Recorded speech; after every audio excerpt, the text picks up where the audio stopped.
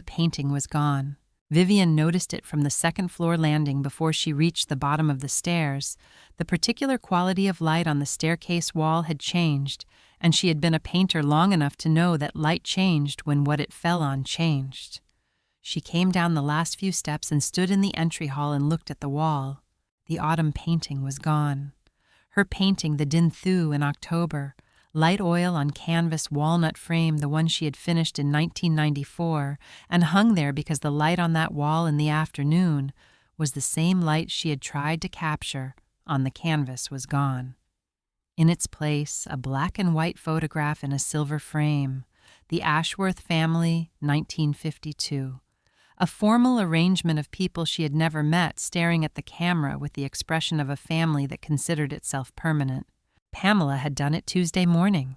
Vivian had been in the garden when she heard the sound of the frame being lifted from its hooks. She had not gone inside. She stood in the entry hall and looked at the silver frame for a moment. Then she went upstairs. The key was in the nightstand drawer. She had known it was there. Edmund had told her in the last week in the careful voice he used when he was giving her something important and wanted to be certain she received it correctly. There is a key in the top drawer of the nightstand. When it is time, you will know when use it to open the desk in the study. Not before.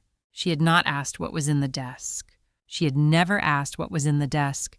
34 years of marriage, 34 years of that mahogany desk, sitting in the east corner of the study with its Sheraton brass lock, and she had never once tried the handle or asked Edmund why it was all way.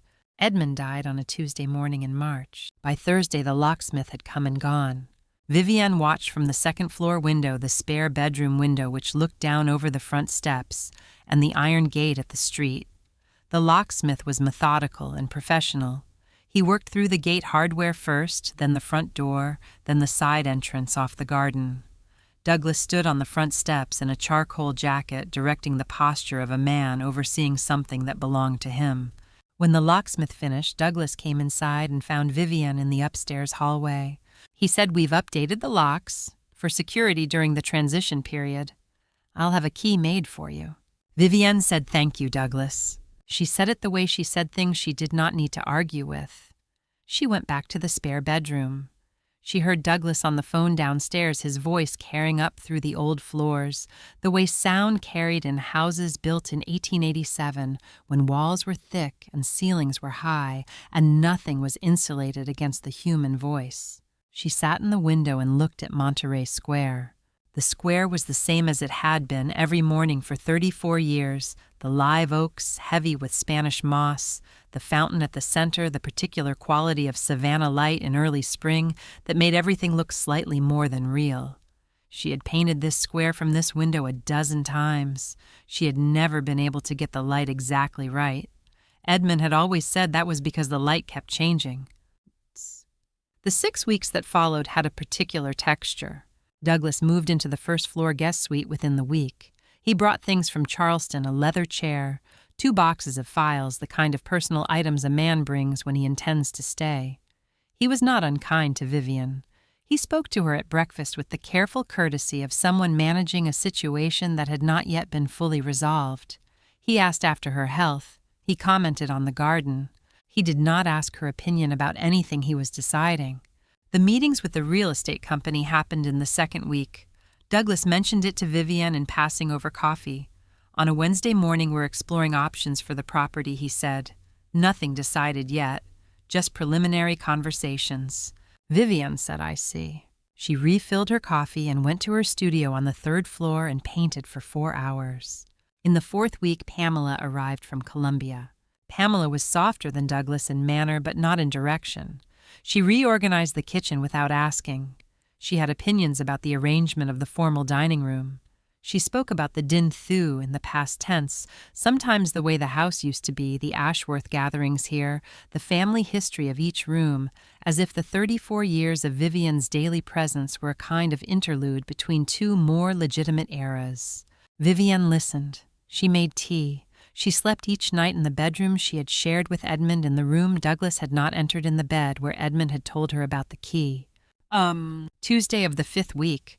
Vivian came down the stairs at 8:30 the way she had come down the stairs every morning for 34 years. She was looking at the quality of light in the entry hall, the way it came through the fan light above the front door and hit the opposite wall at that particular angle she had tried to capture in the 1994 painting. The 1994 painting was not there. The wall held a silver frame photograph instead. The Ashworth family, 1952. 8 people arranged on the front steps of this same house looking at the camera with the composed expressions of a family photographing itself for posterity. Pamela was standing at the bottom of the staircase. She said, "I hope you don't mind. We thought it would be nice to restore a bit of the family atmosphere. The original Ashworth pieces." Vivienne looked at the photograph. She looked at the wall beside it, the rectangular shadow where the 1994 painting had hung for 30 years, the paint slightly darker in that outline, the shape of the canvas preserved in the difference between exposed and protected wall. She looked at Pamela. She said, "Of course, that's fine." She turned and went back up the stairs. In her studio, she sat at the drafting table and did not paint. She looked at the preliminary sketch for the 1994 painting, the one she had kept the charcoal on paper, the composition she had worked out before she mixed the first color, the Din Thu in autumn, the staircase window visible from outside, the study window in the east corner, the light coming through it at the angle it came through on October afternoons. In the study window in the sketch, the edge of the mahogany desk was visible. She had put it there because Edmund had asked her to stand at the garden gate and look up. He had said, "You can see the desk from there, in afternoon light. See if you can catch that in the painting." She had caught it. A suggestion of the desk in the window, the brass hardware catching the late October sun.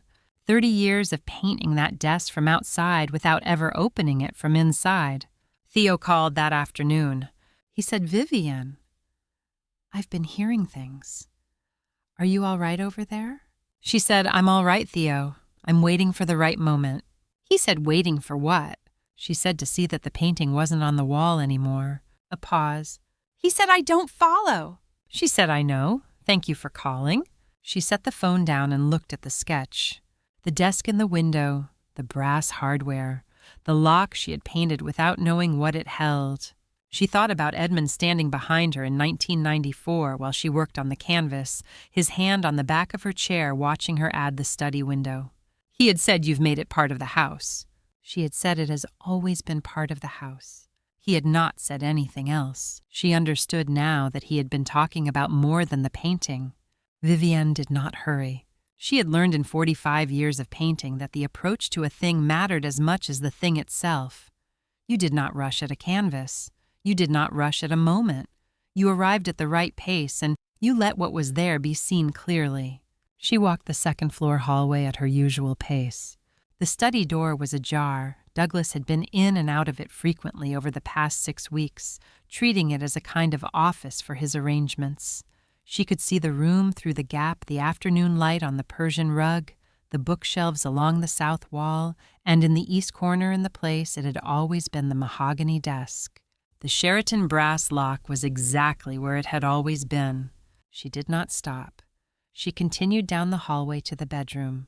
The bedroom was the one room in the Din Thu that Douglas had not entered. She did not know whether this was out of respect or simply because he had not yet gotten to it. She had not asked.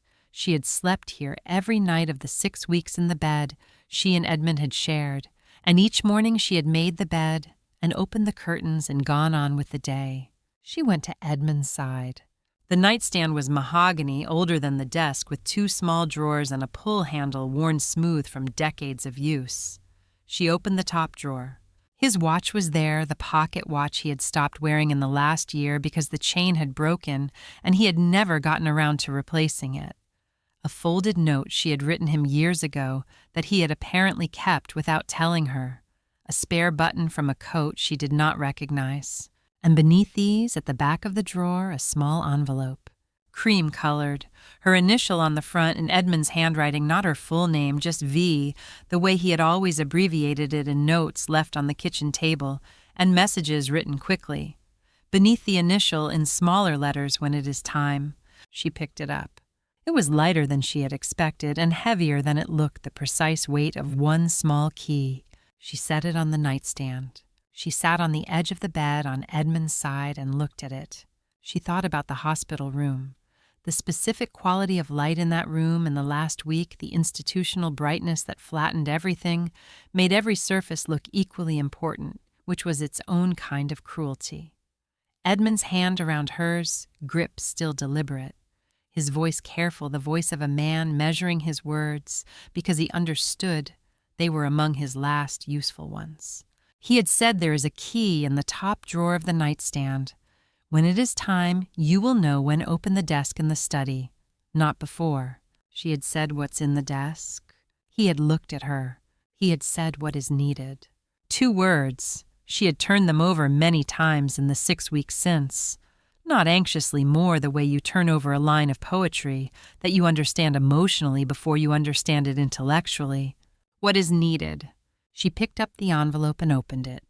The key was small. Smaller than she had imagined, which surprised her. She had not realized she had been imagining it all these weeks until she held the reality of it in her palm and noticed the slight adjustment her expectations had to make. A brass key, maybe 2 inches long, worn at the tip from years of use. Along the shank, pressed small, a serial number. She recognized it immediately, not from having seen it before, from having painted what it opened. 34 years of painting the Sheraton brass lock on the mahogany desk, the particular shape of the hardware, the way it caught afternoon light. She knew that lock the way she knew any subject she had spent years studying through a brush. This key was made for that lock. She closed her hand around it. In their 5th winter together, she had asked. She had been in the study looking for a reference book, and she had passed the desk and tried the drawer handle on an impulse just to know, just out of the ordinary curiosity of living with someone. The drawer had held firm. She had looked at the lock and then looked at Edmund, who was reading across the room. She had said, "What's in the desk?" He had looked up. He had smiled, not defensively, with genuine lightness. He had said, "Old work, nothing interesting." She had accepted this. She had gone back to looking for her reference book. That evening she had started the winter painting and put the study window in it, the desk visible in the east corners. The click was small and precise. The drawer moved outward on its own, not stiffly, not with the resistance of something long unused, but smoothly, as if the mechanism had been maintained. As if someone had oiled it, periodically checked the action, made certain that when the time came, it would open without difficulty. Edmund had been an architect.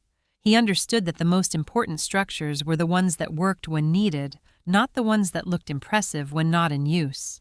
Vivienne stood for a moment with her hand on the drawer pull. Then she reached inside. She carried the trust and the white envelope to the desk surface and sat down in Edmund's chair. The chair was set for his height. He had been 4 inches taller than her, and the seat was adjusted accordingly. She did not change it. She sat slightly forward on the edge of the leather and placed the 2 items on the mahogany surface in front of her. The white envelope with Douglas's name she set aside. She opened the trust. The first page was a cover sheet. The title centered at the top in the clean typeface of a document prepared with care. Irrevocable, Living Trust, Edmund Harrington Ashworth, established September 4th, 2009. Below the title, the party designations: Truster Edmund Harrington Ashworth, Trustee Edmund Harrington Ashworth, Successor Trustee and Sole Beneficiary Vivienne Ann Ashworth. Her name, her full name, middle name, included the name on her birth certificate that Edmund had learned the day they filed their marriage license and had used in full only on formal occasions, and in moments he wanted her to know he was being precise. She read the page. She read it again. Not because she did not understand it. She understood every word, had taught herself over a long life to read carefully the way painters learn to look carefully, but because understanding and absorbing were different things, and she needed a moment for the absorbing. September 4th, 2009. 15 years ago. Edmund at 53, in good health in the middle of a pro. Miriam Solis arrived 45 minutes after the call. She was a compact woman in her early 50s, gray at the temples with the unhurried manner of someone who had been waiting for this appointment long enough that arriving at it did not require rushing.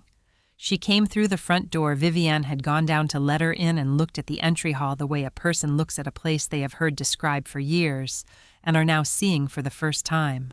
She looked at the photograph on the staircase wall, the Ashworth family, 1952. She did not comment on it. Vivienne led her to the study.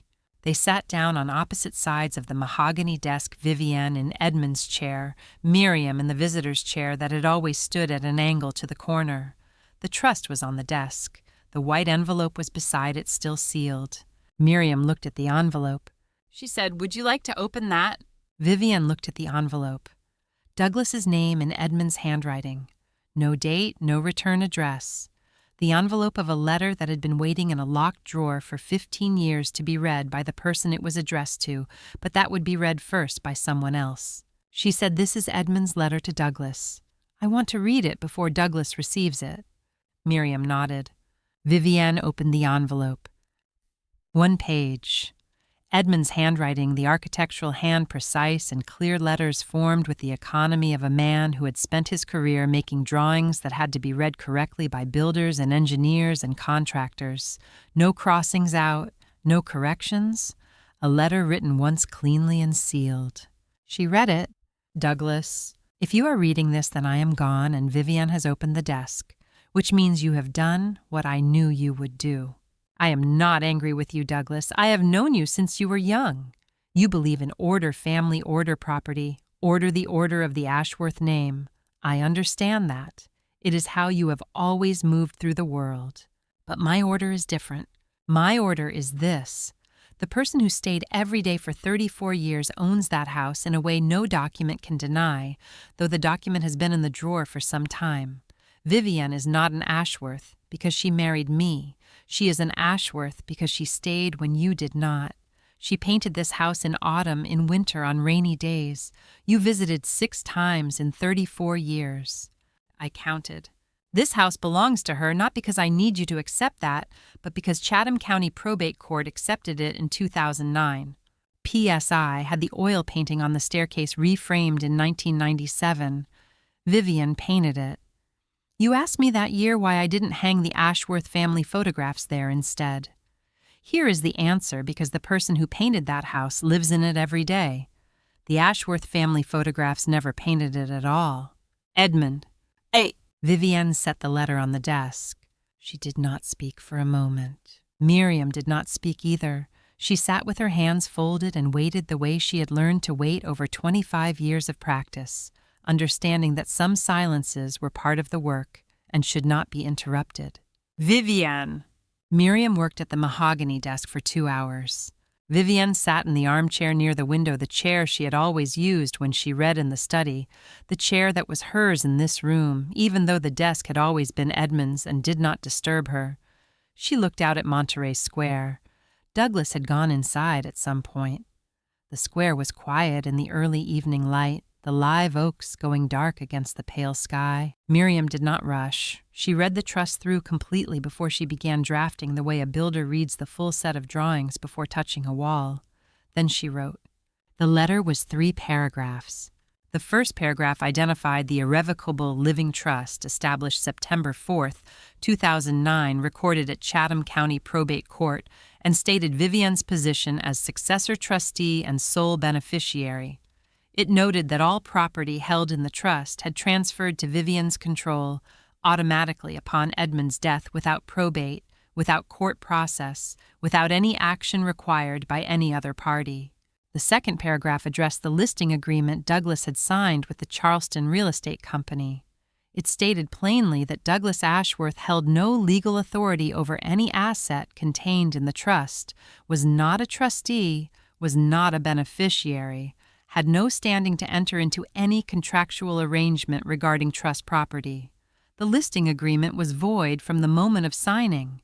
The third paragraph stated that a copy of this letter with attached trust documentation and Chatham County recording confirmation was being sent simultaneously to the real estate company with a formal request for immediate contract withdrawal. Miriam sent the email at 6:47 in the evening. The certified letter went out the following morning. The real estate company called at 3 in the afternoon to confirm they had withdrawn the listing. Douglas called Miriam at 10 o'clock that night. He had Carter Bellingham with him. She could hear the slight acoustic difference of a speakerphone, a second presence in the room. Douglas led with undue influence. Edmund had not been in his right mind in 2009, had been under pressure, Miriam said Edmund Ashworth was 53 years old on September 4th, 2009. There is no medical record of any condition affecting his capacity at that time. He retained me independently, not through the Ashworth family firm, not through any attorney with existing ties to your family. He came to my office alone, reviewed the trust document over 2 meetings, made several substantive revisions, and signed when he was satisfied. I was present. I can testify to his capacity in detail. Douglas moved to the 2018 will. Edmund had signed a will leaving the property to the Ashworth family. Miriam said the 2018 will disposes of Edmund's estate. The Din Thu is not part of his estate. It transferred into the trust in 2009. A testator cannot bequeath by will what he has already conveyed by trust. The 2018 will is valid and has no effect on the trust assets. Douglas said the listing agreement. Miriam said Carter, the listing agreement is void. Your client had no authority to sign it. The real estate company confirmed withdrawal at 3 o'clock this afternoon.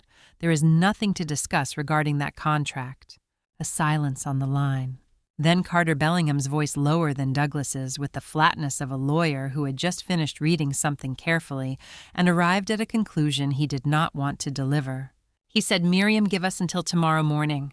She said, of course. She ended the call. The following morning, Carter called Carter alone. He said, Douglas, I have to be direct with you. I've read the trust 3 times. It was recorded 15 years ago by an independent attorney with no family connection. Edmund was 53 and in full health. The trust language is unambiguous, irrevocable, not subject to modification or termination by any party after the date of establishment.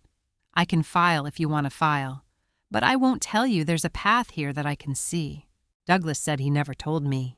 Carter said no, he didn't. Douglas said nothing else for a moment. Then he called Vivian. She was in the garden when her phone rang. The morning light on the garden was the light she had tried to paint for years without getting it right the way it came through the live oaks at a low angle and made the moss look almost silver. She looked at the screen. Douglas. She answered. He said, Vivian, I need to understand why Edmund didn't tell me about the trust. She was quiet for a moment. A bird moved in the oak tree above the garden wall. The morning light shifted slightly. She said, I didn't know about it either until yesterday, Douglas. She paused. She said, but I knew Edmund. He didn't explain things he had built correctly. A long silence. She had not said it to wound him. She had said it because it was true, because Edmund had been an architect who believed that a structure which required constant explanation had not been built well enough that the right construction spoke for itself, that you built it correctly and then you trusted it to stand. He had built the trust in 2009 and trusted it to stand. It had stood. Douglas ended the call without responding. Vivian put the phone in her pocket and looked at the garden. The live oak light was still doing what it did at this hour, the thing she had been trying to catch for years. She thought about going up to the studio. She thought she might finally be able to paint it correctly now that there was nothing in the way of simply seeing it as it was. Douglas and Pamela left on a Friday morning. There was no confrontation, no formal departure, no assembled household. Vivian heard the sound of luggage in the first-floor hallway, the particular percussion of wheels on the old heart pine floors, and stayed in the kitchen with her coffee until the sounds moved toward the front door. Douglas knocked on the kitchen doorframe before he left. He said, Vivian, I want to say. He stopped. He looked at her across the kitchen she had cooked in for 34 years, the kitchen with the window that looked out over the side garden, the kitchen where Edmund had eaten breakfast every morning and read the paper and said very little until his second cup. Douglas said Edmund made his decision. I don't agree with it, but I understand he had the right to make it. Vivian said, thank you, Douglas. He nodded once. Then he picked up the last bag from the hallway floor and went out the front door. She heard the gate close. The house was quiet. She stood in the kitchen for a moment, listening to the quality of the silence. Old houses had different silences depending on who was in them and how many.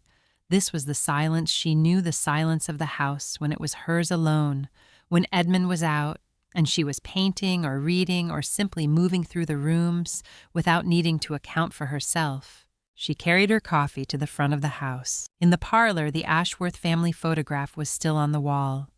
Pamela had not taken it when she left, had perhaps forgotten it, or perhaps had simply not thought to bring it. 8 people on the front steps of this house, 1952, staring at the camera with the composed gravity of a family being documented. Vivienne looked at it for a moment. Then she went downstairs. The painting was in the corner of the lower hallway where Pamela had placed it when she took it down from the staircase. Faced to the wall, the walnut frame showing the canvas back with its old stretcher marks, and the small paper label Vivienne had attached in 1994 with the title and date. She lifted it carefully. It was not heavy oil on canvas, a modest scale the size she worked at when she wanted precision rather than breadth. She carried it up the stairs with both hands the way you carry something that does not need to be rushed. The staircase wall was as she had left it the morning she noticed the painting was gone, the nail still in place, the rectangular shadow still faintly visible, where 30 years of different light had preserved the shape of the canvas against the wall.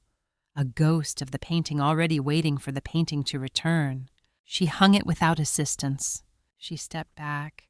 The canvas settled into the shadow, exactly the frame edge aligning with the mark on the wall, the nail catching the wire, the whole thing coming to rest in the position it had occupied for 3 decades, as if it had simply been away briefly and had now corrected the interruption. She stood on the staircase and looked at it. The Din Thu in October, the live oaks in early color, the light on the facade at the particular angle of a savanna afternoon in autumn, the light she had studied for years before she was able to get it right. The study window in the upper corner, the edge of the mahogany desk just visible in the interior, shadowed the brass hardware catching the last of the afternoon. She had painted that desk from outside for 30 years. She thought about Edmund standing here in 1994 when she had first hung it, his hands in his pockets, looking at the canvas for a long time before he said anything. He had said, "You've made the house yours." She had, Theo called at 4 in the afternoon. Vivienne was in the garden doing nothing in particular, walking the paths between the beds the way she walked when she needed to think, without directing the thinking.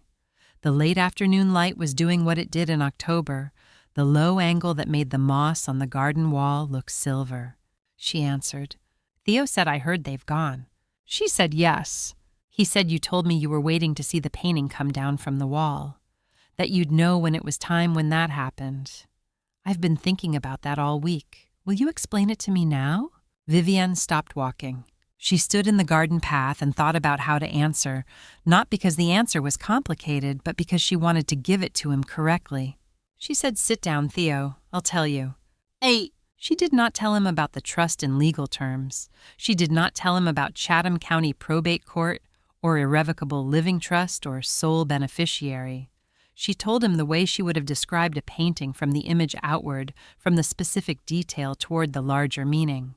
She told him about the autumn of 1994, the painting she had made of the house in October, light the walnut frame the afternoon she had hung it on the staircase wall, and Edmund had stood beside her and looked at it for a long time without speaking. She told him what Edmund had said when he finally spoke. She told him about 1997 Douglas's visit, the question about why Edmund didn't hang Ashworth family photographs instead, and the answer Edmund gave. She told him that Edmund had remembered that question 12 years later and written it into a postscript of a letter he sealed in a locked drawer and never sent. She told him about the Wednesday afternoon in 2009 when Edmund said he was going to see a lawyer about work matters and came home for dinner and was quieter than usual and went down to the study afterward.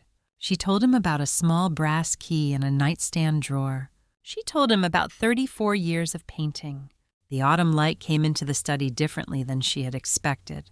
She had painted this room from outside for 34 years, from the garden gate, from the far side of Monterey Square, from the study doorway looking in.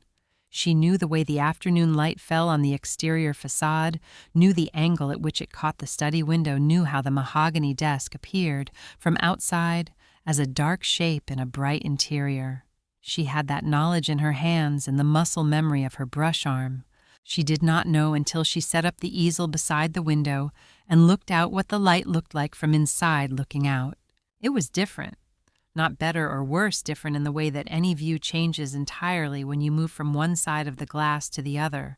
The square was the same square she had painted a dozen times, the live oaks, the same live oaks, the October light, the same October light. But from inside the window frame contained it organized the view into a rectangle, gave it edges, made it a composition rather than an expanse. Edmund had sat at this desk and looked at this view every day for decades. She had been on the other side of the glass painting what she could see from there. She picked up her brush. She began with the window frame, the architectural lines first, the way she always began establishing the structure before the light. Then the square beyond the suggestion of the fountain, the mass of the oaks, the particular quality of Savannah, October that she had spent years learning to render and had never quite gotten right from outside. From inside, she understood why. The light from outside seen through old glass had a quality that could not be observed from the exterior. A slight warmth, a slight distortion at the edges of the panes, the way the afternoon turned amber as it passed through. She had been painting the light as it appeared on surfaces. She had not known what it looked like passing through. She worked for 2 hours without stopping. In the lower left of the composition, she placed the desk.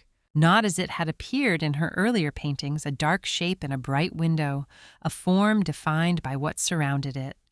From inside the desk was in the room, with her in the foreground part of the space she occupied. She painted it as she saw it now, the mahogany surface in the afternoon light, the grain of the wood, the Sheraton brass hardware of the lock, the drawer open, the key on the surface beside it, small, worn at the tip, catching a point of light. She painted the key. She thought about Edmund sitting in this chair, the decades of evenings when she had knocked on the study door to call him for dinner and he had said 1 moment more and she had gone back to the kitchen, and a few minutes later she had heard his footsteps on the stairs.